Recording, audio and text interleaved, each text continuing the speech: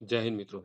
ગુજરાત ગૌણ સેવા પસંદગી મંડળ દ્વારા સીસીઈની વેકેન્સી બહાર પાડી દેવામાં આવી છે. તમે જોઈ શકો છો એની નોટિફિકેશન કાલે આવી ગઈ છે. તો અહીંયા તમે જોઈ શકો છો ગ્રુપ એ અને ગ્રુપ બી માટે અલગ અલગ વેકેન્સી પાડવામાં આવી છે. આ જે ભરતી છે એ ક્લાસ 3 લેવલની ભરતી છે.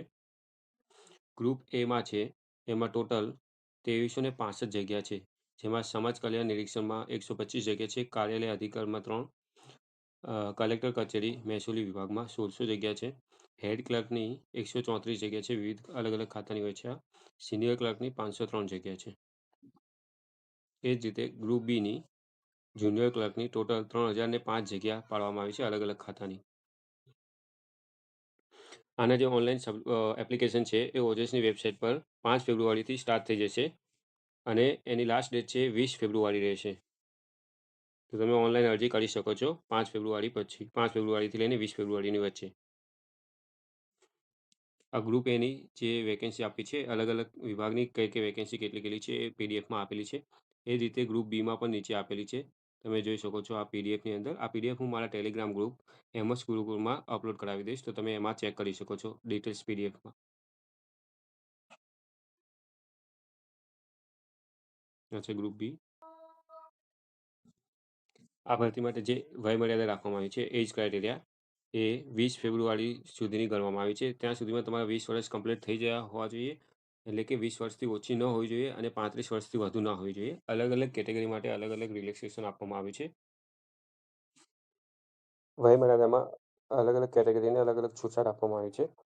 જનરલ કેટેગરીની મહિલાઓને તમે જોઈ શકો છો 5 વર્ષની છૂટ આપવામાં આવે છે. એ પછી અનામત કેટેગરીના પુરુષો માટે 5 વર્ષની છૂટછાટ છે. અનામત કેટેગરીની મહિલા હોય તો એમને 10 વર્ષની છૂટછાટ આપવામાં આવે છે.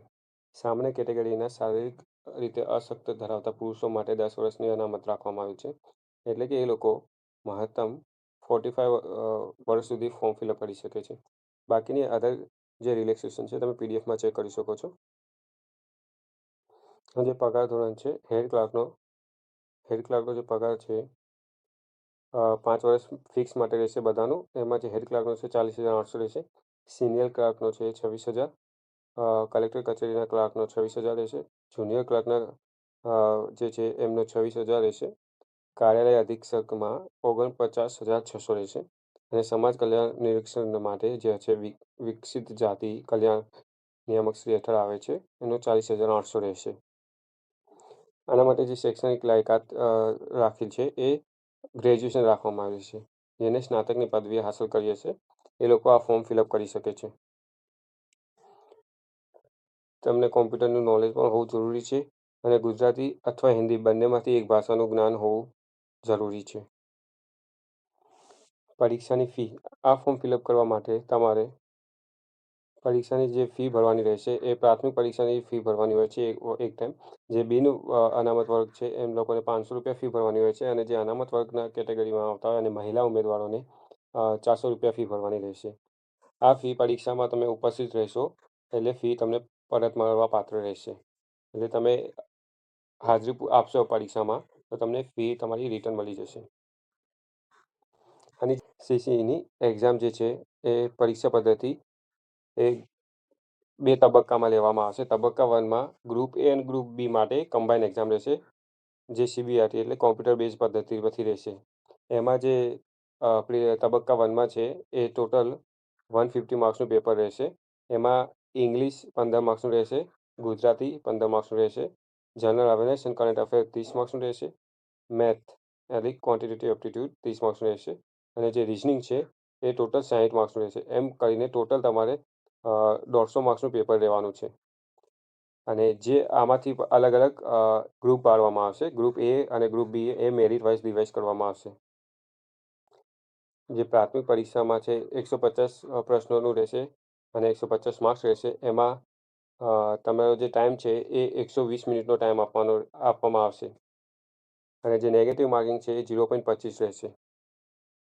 જે દિવ્યાંગ ઉમેદવાર હશે એ લોકોને 20 મિનિટનો એક્સ્ટ્રા ટાઈમ આપવામાં આવશે. પસંદગીની યાદીની જે લિસ્ટ છે એમાં 7 ગણા ઉમેદવારને લેવામાં આવશે. જે કેટેગરી વાઇઝ હશે જગ્યાના 7 ગણા ઉમેદવારને લેવામાં આવશે મુખ્ય પરીક્ષા માટે. ત્યારબાદ આ મેન્સ એક્ઝામ માટે છે એની એક્ઝામ પેટર્ન આપવામાં આવી છે. જે ગ્રુપ એમાં ક્વોલિફાય થશે એ લોકોને મેન્સ લખવાની આવશે. એમાં ગુજરાતી લેંગ્વેજ સ્કિલનું 100 માર્ક્સનું પેપર રહેશે. 3 કલાકનો ટાઈમ આપવામાં આવશે. ઇંગ્લિશ લેંગ્વેજ સ્કિલનું 100 માર્ક્સનું પેપર છે, એ બી 3 કલાકનું હશે. અને જનરલ સ્ટડી જે 150નું હશે, એમાં પણ 3 કલાકનો ટાઈમ આપવામાં આવશે. ટોટલ 350 માર્કનું પેપર રહેશે.